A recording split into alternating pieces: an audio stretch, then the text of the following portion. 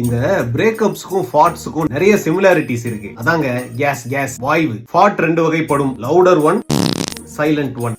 அதே மாதிரிதான் பிரேக்கப்லயும் ரோஜா பூமாலன்னு கேட்டுக்கிட்டு அடிச்சுக்கிட்டு ஐயோ அம்மானு ஊரை கூட்டி சத்தமா சண்டை போட்டு பிரியிற ஒரு பிரேக்கப். இன்னொரு கைண்ட் ஆஃப் பிரேக்கப் பாத்தீங்கன்னா அப்படியே சைலண்டா ஒரு ட்ரீட்மெண்ட்டை கொடுத்து கட்டி விடுறது. இந்த வகையில பாத்தீங்கன்னா அவங்க பிரேக்கப் பண்றாங்கன்னு சொல்லவே மாட்டாங்க. ஃபர்ஸ்ட் உங்களை பயங்கரமா உழுந்து ராஜ மரியாதை கொடுத்து அன்புனா அன்பு, ஐயோ அம்மா அன்புன்னு உங்களை அன்பாலே அடிச்சு பேம்பர் பண்ணி வச்சிருப்பாங்க. அப்புறம் நீங்க வேணான்னு அவங்க முடிவு பண்ணதுக்கு அப்புறம் அந்த ட்ரீட்மெண்ட் எல்லாம் மாறிடும், அந்த அன்பு அப்படியே குறைஞ்சிடும். உங்களுக்கு டவுட் வர ஆரம்பிச்சிடும், என்னடா ஆரம்பத்துல கிடைச்ச ராஜ மரியாதை இப்ப கிடைக்க மாட்டேங்குதே அப்படின்ட்டு ஒரு செல்ஃப் அஷூரன்ஸ்க்காக போய் கேட்பீங்க. ஏமா ஃபர்ஸ்ட் என் மேல அன்பு அப்படி பொழிஞ்சியம்மா, இப்ப அந்த அன்பு எல்லாம் ஃபீல் ஆகல, என்ன ஆச்சு, ஏதாவது ப்ராப்ளம்னா சொல்லுமா, நம்ம பேசி தீர்த்துக்கலாம் அப்படின்னு நம்ம போய் சொன்னாலும் அவங்க பிரச்சனை எல்லாம் ஒண்ணுமே இல்ல, நான் ஆரம்பத்துல எப்படி லவ் பண்ணணும் அதே மாதிரிதான் இப்பவும் லவ் பண்றேன், உன் மைண்ட்ல தான் ஏதோ பிரச்சனை இருக்கு, ஐ எம் ஜஸ்ட் பிஸியா, ப்ளீஸ் அண்டர்ஸ்டாண்ட், குழந்தை மாதிரி அட்டென்ஷன் சீக் பண்ணாத, ஒரு பிரச்சனையும் இல்ல, ஐ லவ் யூ பேபி அப்படின்னு சொல்லிட்டு நம்மள சமாதானம் பண்ணி அனுப்பிச்சிருவாங்க. சரி, நம்மளும் மனசை தேத்திக்கிட்டு நம்ம மைண்ட்ல தான் ஏதோ பிரச்சனை போல, அவங்க இன்னும் லவ் பண்றாங்க அப்படின்னு சொல்லிட்டு நம்ம வாழ்க்கையை வாழ ஆரம்பிச்சிருவோம். ஆனா கொஞ்ச நாளுக்கு அப்புறம் சூடு சொரணை மானம் வெக்கம் இதெல்லாம் இருக்கிற யாரா இருந்தாலும் கண்டிப்பா தெரிஞ்சிடும் அவங்களுக்கு பழைய மாதிரி நம்ம மேல லவ் இல்ல அப்படின்ட்டு. சரி, நம்ம அவங்கள கண்டுக்காம விட்டா என்னன்னு கேக்குறாங்களா அப்படின்ட்டு நம்மளும் அமைதியா இருந்தோம் வச்சுக்கோங்களேன், அந்த ரிலேஷன்ஷிப் அப்படியே அமைதியா முடிஞ்சு போயிடுங்க. இதுதான் சைலண்ட் பிரேக்கப். பட் ஒரு சில வித்தியாசங்களும் இருக்கு. என்ன அப்படின்னு பாத்தீங்கன்னா, ஃபாட்டை பொறுத்த வரைக்கும் the louder ones are very harmless, நாராது. ஆனா ரிலேஷன்ஷிப் பிரேக்கப் பொறுத்த வரைக்கும் the louder ones are dangerous, ஊரே நாரிடும், ஏன் ஆளை கூட கொன்னுடுறனா பாத்துக்கோங்களேன். ஆனா பிரேக்கப் பொறுத்த வரைக்கும் the silent ones are harmless, யாருக்கு எந்த பாதிப்பும் இருக்காது. ஆனா அதுவே ஃபாட்ல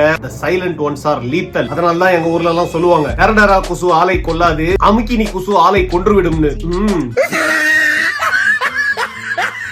யாரா நீ இவ்வளவு டேலண்டட் ஆகுற?